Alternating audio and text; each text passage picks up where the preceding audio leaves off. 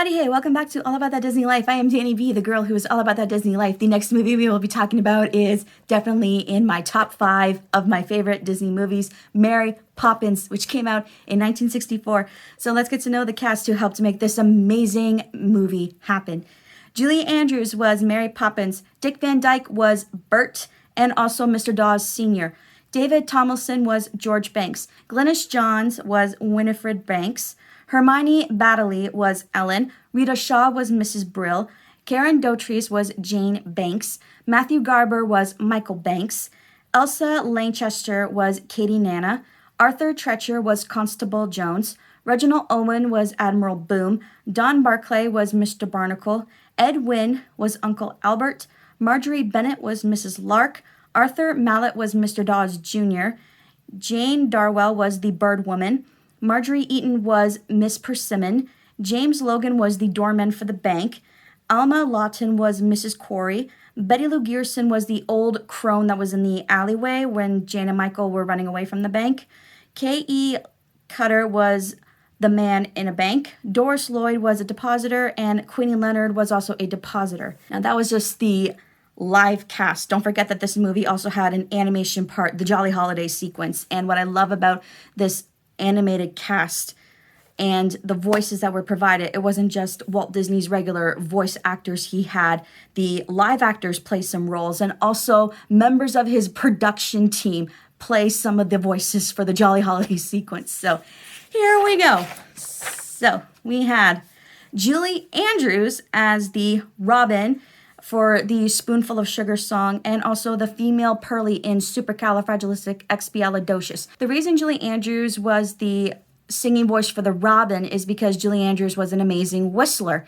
They had a professional whistler come in, but Walt Disney wasn't happy with it, and Julie Andrews said, I can whistle, and then she gave a sample, and they used Julie Andrews whistling for the Robin instead. Mark Bro, that was one of the choreographers. He was the voice of the cow.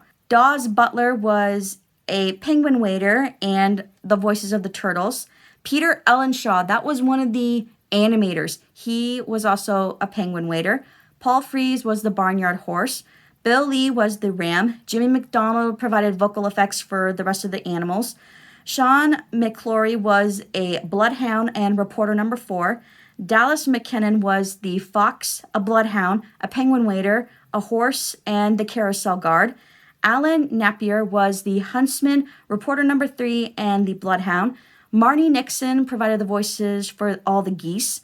J. Pat O'Malley was a bloodhound, the hunting horse, the master of hounds, the pearly drummer, a penguin waiter, a photographer, and reporter number 2. George Pelling was a bloodhound and reporter number 1. Thurl Ravenscroft was the hog. Richard Sherman, that's one of the composers who wrote the music and the lyrics. He was the penguin waiter and a male Pearly. Robert Sherman, another composer who wrote the music and the lyrics, and Richard Sherman's brother, he was the Pearly banjo player.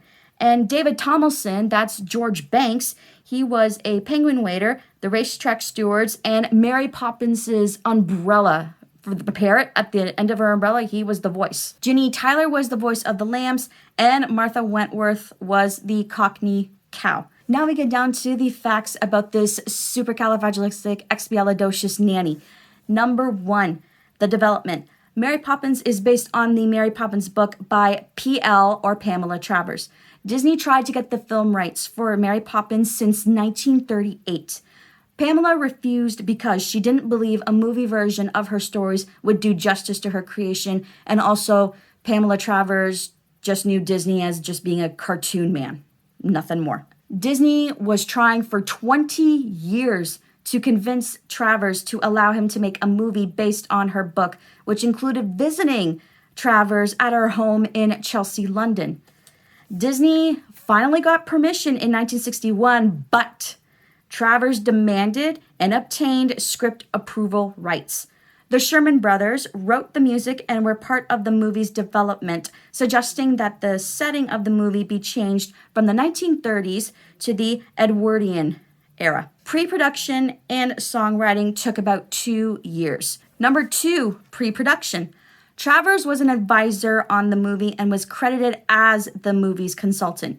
She didn't like the delusion of the harsher aspects of Mary Poppins' character. She felt ambivalent about the music, and she hated the use of animation so much that she ruled out any further adaptations of later Mary Poppins books. She also objected to a number of things that did make it into the movie. She wanted the music to have known standards of the Edwardian period where the story is set rather than original songs. But because of the contract she signed saying that Disney had final cut privileges of the finished movie, so Disney overruled her. Number 3, filming. The filming took place between May and September of 1963. The animation took about another 11 months. Dick Van Dyke was inserted into the animated scene with the dancing penguins using the sodium vapor process. Also, the scene where Mary Poppins and Dick Van Dyke interact with the penguin waiters was also done by the sodium vapor process. Instead of a blue screen process to insert the actors into animated footage, the actors were filmed against a white screen lit with sodium vapor lights, which gave off a yellow tone. It was filmed using a special camera that was fitted with a prism that filtered this light to a separate reel of film. It created an accurate matte that could be used to isolate the actors from the background. This technique created a crisp, clean image and also allowed the partially transparent veil of Mary Poppins' costume to let through light from the background. Number 4, the choreography. I had to do a fact about this because the choreography is just amazing for this movie. The choreography was done by Dee Dee Wood and her husband, Mark Bro. According to Peter Menefee, that was one of the dancing chimney sweeps. The choreography wasn't completely done until all the dancers got there. The first day of filming was the first thing that was shot, was the last scene of Steppin' Time. That part was hard because they had worked for almost a month and a half with the brooms, and they were rehearsing on a plywood floor and not on the cobble street that you see at the end. But Disney did attend the rehearsals for the rooftop scenes every single day. Number 5, the release. Mary Poppins premiered on August 27th, 1964 at Graham's Chinese Theater in Los Angeles.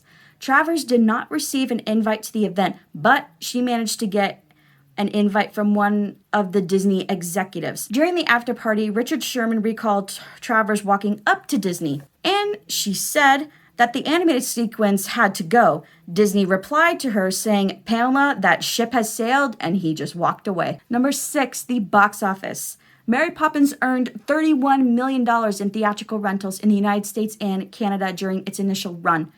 It was one of the top 12 grossing movies in the United States for 32 weeks.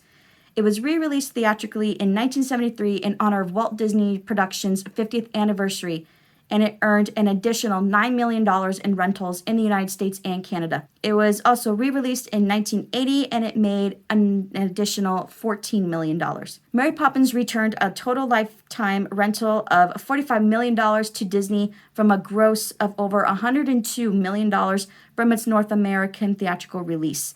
Mary Poppins is the 20th most popular sound film of the 20th century in the United Kingdom with admissions of $14 million. The budget for Mary Poppins was, in the beginning, $4.4 to $6 million, and Mary Poppins earned a net profit of $28.5 million. Disney used this money from Mary Poppins to purchase land in Central Florida and finance the construction of Walt Disney World. Thank you, Mary Poppins. We got another theme park. Number 7, the awards. I'm doing this a little bit differently. I'm just doing the awards that Mary Poppins has won because the nomination list was ridiculous. This movie was nominated for a lot of things, and I did not have enough time to go through them all. Let's start at the Academy Awards. On April 5th, 1965, Julie Andrews won Best Actress. Mary Poppins won Best Film Editing. The Sherman Brothers won for Best Music Score, and they also won for Best Song, Chim Chim Cheree. And it was also the winner of the Best Special Visual Effects. Next up, the British Academy Film Awards in 1965. Julie Andrews won for Most Promising Newcomer to Leading Film Role. Next up, the Golden Globes. on February 8th, 1965. Julie Andrews won for Best Actress in a Motion Picture, Musical, or Comedy. Next up, the Grammy Awards on April 13th, 1965. Mary Poppins won for Best Recording for Children, and it also won Best Original Score written for a motion picture or television show. Next up, the Las Vegas Film Critics Society Awards in 2005. Mary Poppins won for Best DVD, the 40th anniversary edition, and by God, it deserves that award. This was in the early 2000s or the mid 2000s when Disney DVDs were just becoming like this big thing. Like you had like options in the menus, you had like behind the scenes, you had deleted stuff, you had interviews from the cast that were still around when this DVD came out. You heard stories about how the movie was made, and there were like games for kids and snippets and short stories, and this was just an amazing DVD, and this is what made me so in love with Disney and facts. Next up, the Online Film and Television Association Awards in 2013. Mary Poppins was inducted in the Hall of Fame for Motion Pictures.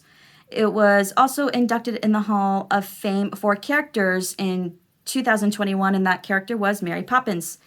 And Mary Poppins was inducted into the Hall of Fame for songs, and that song was Supercalifragilisticexpialidocious. And finally, the Writers Guild of America Awards. Mary Poppins won Best Written American Musical. Number 8, The Legacy.